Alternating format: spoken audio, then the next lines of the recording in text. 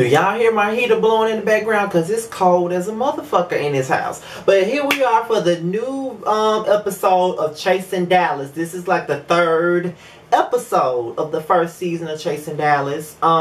So, you know, we're pretty much going to get on with the get down. You know, I got like 5 notes. I think that's pretty fitting because, I love the show. Let's just be real. I love the show. But the thing that I hate about the show is that these episodes go by like that. Like, they go by so fucking fast. And it'd be like, girl, like, did I miss something here? So that's how it goes, like, so fast. And sometimes I just don't be like, I'm like, didn't the shit just come on? You know what I'm saying? But, you know, whatever. So we're going to get right on into the video. We're going to get right on to what really matters, which is the situation between Tony and King Kane. Now, honestly, you guys, I have grown to like Tony. I'm not going to lie to you. I have grown to like Tony. But everybody knows that King Kane is probably, besides Charles, for obvious reasons, King Kane is probably my favorite person besides Charles. And I do like Markel too. But I started off not really knowing how I would be, you know, feeling Tony. But Tony is, I like him on camera, and I also like him off camera because, you know, we've chatted through DMs about filming together for my new segment, but unfortunately he won't be able to do it when I come down there tomorrow. However, he seems to be so sweet in regards to the type of person he is. But on his camera, it seems like he just bringing the heat, like he's playing like the villain of this show, and he's doing it quite nicely, I must say. So, soon as he see King Kane, they both get right into the situation, you know what I'm saying? Tony like, you know, well, you said that you was going to run up on me. But King Kane was like, no, you said run up. I never said I was going to run up on you. Now, what's your problem? You know what I'm saying? So, Tony was like, you know what, can we just talk about this in another situation? I don't want to talk about this in front of everybody. So, they go over there and they talk. And, you know, I'm not really clear on what the issue really is. Like, I don't know if they were friends in the past or they tried to be friends and the shit just didn't pan out or something like that. I was still left uneasy or uncertain by the beef.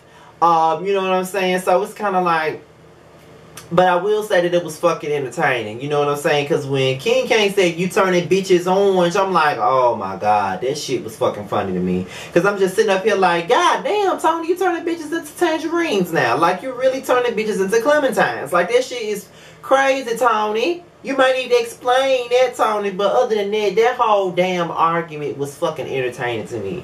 Like, they should have ended the last episode with that fucking argument instead of trying to continue it to the next episode. You know, I just feel like some things should not have to be dragged out. Just give it to us while it's hot. You know what I'm saying? It makes us want it more when you just give it to us. You know what I'm saying?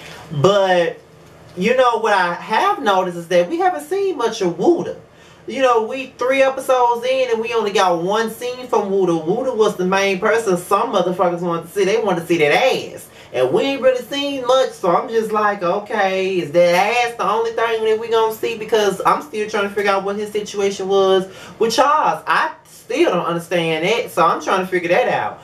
But all in all, that Tony versus Kane stuff was fucking funny, okay? And like I said, Kane is my fave, but I do like Tony too. And it was all funny to me, you know what I'm saying? So we get into premiere. He's trying to plan this chicken and Hennessy party. And you know, he said, please don't laugh at my idea, but it's called a chicken and Hennessy party. And honestly, I don't see nothing wrong with that. I mean, it's new. You know, I've never heard of no chicken and Hennessy party. You know, I've never heard of that. Never would have thought about no shit like that. But, you know, he came up with the idea, and that's what he want to roll with.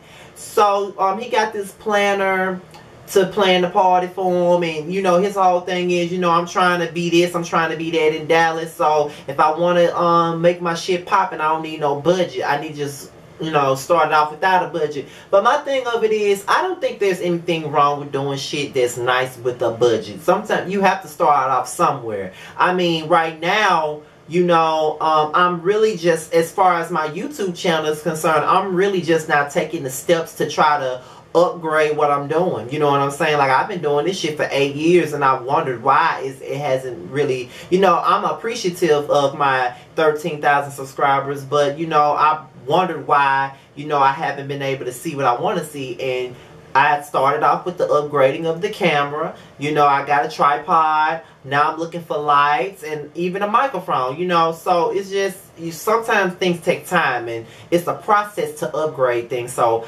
I feel like you shouldn't blow all your money just because you want to, you know, do this and do that. I feel like you should do things on a budget. But me, I'm just a budget type of nigga anyway, you know what I'm saying? Like I said in one of my previous live videos, I could have 300 bucks on me and I say I'm broke when I know I'm not broke. You know what I'm saying? $300 to me ain't a lot of money. So Markel does a radio interview and he basically discusses what he got going on, and the only thing that I got from that interview is the fact that he was on Cheaters, which I knew that he was before he did the show. He did some other show called Bill Cunningham. I think that's the name of it. I'd never seen that show before, but you know, it is what it is. But you know, I like Markel, but I'm not understanding where his story is going. Like, you know, I'm not getting it. Like, okay, you've been on Cheaters before. Yeah, you did Bill Cunningham, but what else have you done? Like, what else are you doing? What are you trying to... Because I'm not sure as to what he's chasing. You know, chasing Dallas is like people chasing their dreams, people chasing what they're trying to do in life. And you know, I know that King Kang is an up-and-coming fashion designer. I know that Tony is a makeup artist. I know that B King is a makeup artist. You know what I'm saying? I know that Premier, I forgot what Premier do. Yeah, Premier is an interior designer on the come up. You know what I'm saying? Charles is a party planner. Wuda Lee is a fitness trainer. So when it comes down to Markel, I'm not necessarily sure as to what it is that he's chasing. I think I heard him say in the previews that he was writing a book or something like that. So if that's the case, then I want to see more of that. You know what I'm saying? Like, we ain't got to talk about cheetahs every 10 seconds. You know what I'm saying? I want to see what else your ass doing. You know what I'm saying? So it is what it is. And there's the game night. And you know, all of the guys are there except for Kane and Wuda. Where the fuck is Wuda? Like, where is he? You know, like, he really ain't got no scenes, does he? So Charles come in. My boy Charles come in. And, immediately him and Reese go over to chat with each other. Now I'm thinking that Reese is about to talk to him about missing his party, but this whole conversation that they're having is about a whole nother situation. It's about a guy that Charles is dating or was dating, and Reese told him a bunch of negative shit about him, and Charles said he heard around the block that, you know, Reese wanted to talk to Charles and all of that stuff, but you know, that's why he probably told him all the negative things that he did tell him about the guy, but he not sure.